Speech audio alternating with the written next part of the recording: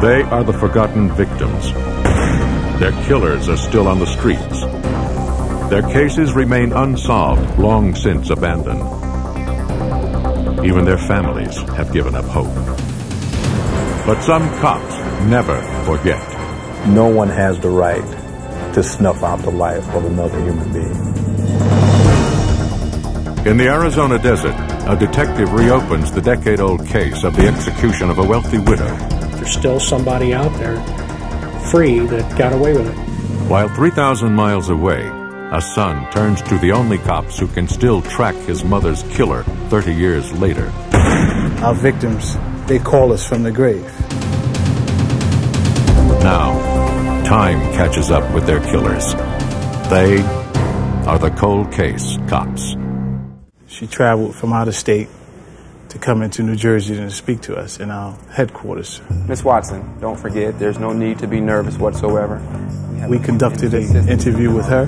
We treated her as a witness. I mean, I don't understand what help I could possibly be at this point.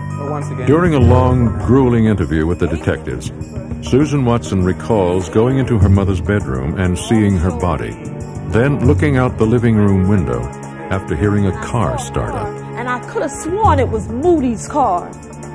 It's a normal thing to be nervous. You were asked by the police to come and sit down and talk with them about your mother being murdered. However, there were certain things that she said that sort of flipped the tables and made us believe that she was involved with her mother's death. Your brother stated in his report that there was something about blood in the sink.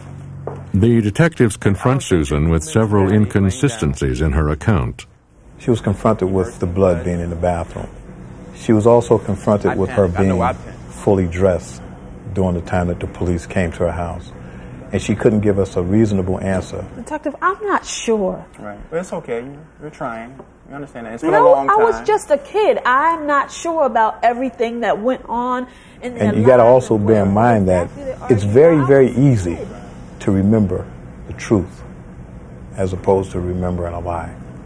Because one lie leads into another lie.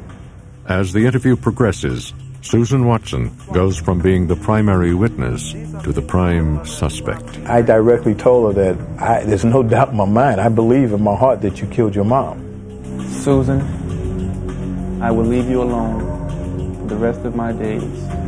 I told her that if you could sit in front of me, pretend that I'm your mom, and look at me in my eyes and tell me that you didn't kill me, then I'll see you later. And you will never hear from me again.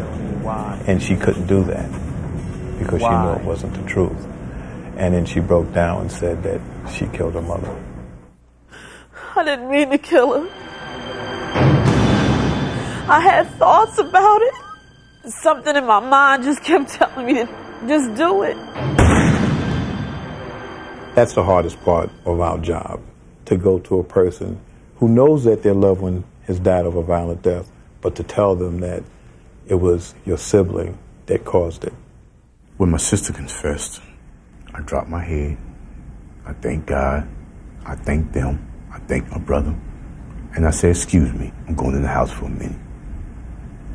And I blew up in anger, in joy.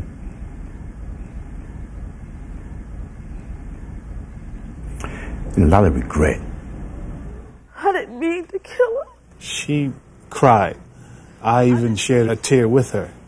I think it was so sad that here it is, you have a teenager that will just take their parents' life away. I've never heard anything like that ever in life. She beat us. She beat us bad. My mother wasn't abusive. My mother was strict. My mother did punish us, abused us. Nah. Whatever the case may be, it doesn't justify murdering your mother. If she was intelligent enough to walk into her mother's room and kill her and keep it a secret for 27 years, then I'm sure she could have taken that same intelligence and gone to someone who could have helped her. But she didn't. She chose murder instead. The fact is that Susan lived this nightmare for 27 years. Seeing this nightmare over and over in her head, she thought it was the right thing to do. Why are you crying? What's the problem? Why is she in handcuffs? Why are you crying? After she was advised of her rights and gave a voluntarily sworn statement, we let her spend some time with her husband. And her husband had mentioned to her, why did you tell? And she stated that she trusted us.